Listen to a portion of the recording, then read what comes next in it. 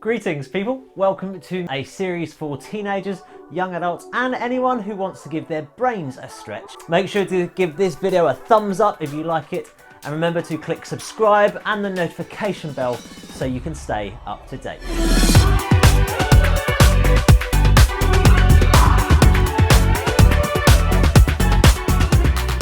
Think back to the first few months of this year, how we got along with our friends and families, what all our different relationships were like. Then bring on 20th of March, when the schools officially closed. Many colleges and universities had closed before then, all shut their doors shortly afterwards. Offices had shut, cafes, restaurants, cinemas, all closed. Now for most of us, we had many times throughout our days or weeks when we'd always meet or see someone. But all those had now been taken away. Now, we're left communicating only online, and some of us are noticing the differences. That friend who has always been slow to reply might now be the one who will chat for hours. That family member who you used to not get on with very well, you're now spending the whole day with. And that best mate who you always travelled in with, shared everything with, barely talks to you. You yourself might find Zoom calls exhausting, find online learning and working a real pain in the bum. You might find keeping up with friends and family has gone up or down on your to-do list. Have our relationships with these people changed? Have our friends and family changed? Or have we changed? There's a story in the Bible about two friends taking a long walk to a nearby village. A few days before, Jesus, who'd been their #1 influencer over the last few years, who they'd spent most of their time with, had been given the death sentence and been killed. So you can imagine the mood. As they're walking along, this bloke comes up to them and starts chatting. Normally, we don't talk to strangers, but they've been staying indoors a little bit recently, so people are chatting a bit more now when they do get out and about. At first, they hesitate to open up to this person who they see as a stranger. But when they do start to share, they don't pretend to have it all together. They're depressed, they're heartbroken, they're confused. They've lost their normal, their inspiration, their routine, their role model. But this stranger seems to be treating life like normal, like nothing out of the ordinary has happened over the last few weeks. And so the two friends fill him in, talking him through their ups and their downs, the full story, what has happened in their lives. The stranger helps to talk them through some of the reasons behind what's been going on, help them understand the events and their own emotions and relationships. The two friends return the favour and invite the stranger over to dinner. And it's then, as he shares out some bread at the table, that they recognise the stranger as their friend, their role model, Jesus. The coronavirus is the first worldwide crisis that most of us have lived through, and the first to affect everyone on such a personal, intimate level, changing our working patterns, our social lives, our relationships.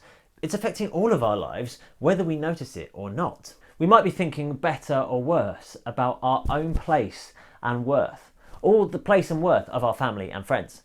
We can get a bit unsure about who we are, or who other people really are. We probably know the people we're in lockdown with a little bit better, but what about everyone else? The people we know? Well, don't worry, because there's going to be a time when we'll all be face to face with our friends and family again, and we'll be reminded about who we know them to be, not just the online version of themselves. We'll be able to sit together and have McDonald's, sit in Costa, throw some of the best parties the world has ever seen. Some of us will treat life just like normal because that's our way of coping.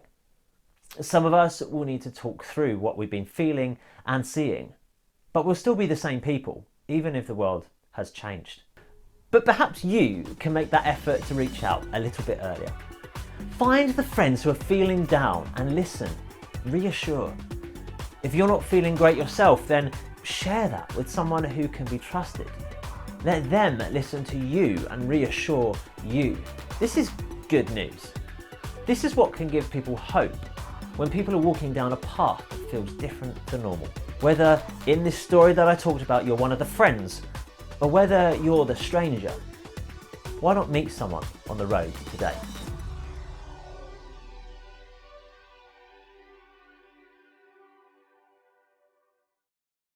Okay, so perhaps you're already a Christian, or you're just a bit curious about how God fits into your life.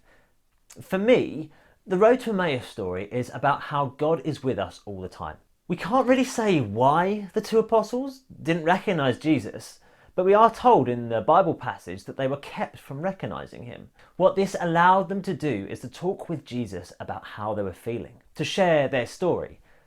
And it gave them a chance to listen to some honest advice from a stranger. When we deal with even our closest friends, we often don't tell them the whole truth because we're scared of what they might think of us, who else they might tell, how they'll treat us differently. And when we're the ones giving advice, we're not as blunt and honest as we could be because we don't want to offend, we don't want to judge, we don't want to damage that friendship. Whether you're a Christian or not, Jesus is someone who we can and should be totally honest with, and who will be lovingly honest with us in return.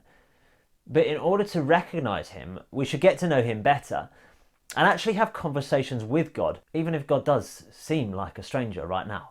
You could do that by finding a worship song playlist on Spotify or YouTube, sticking it on and just finding your own space and let your mind do the talking. Or engage that brain. Get onto the free YouVersion Bible app and start doing a Bible reading plan. There are lots of different categories, including themes like anxiety, relationships, work, and even leadership. And there are those particularly for people who are new to faith or that take you through parts of the Bible. Give it a look and start that conversation. Thanks so much for watching, and comment below to let us know what you're going to do as a result of this video. And also leave a comment if there's any themes you'd like to see covered in future. Some of our previous videos are right here if you want to keep watching. See you again soon.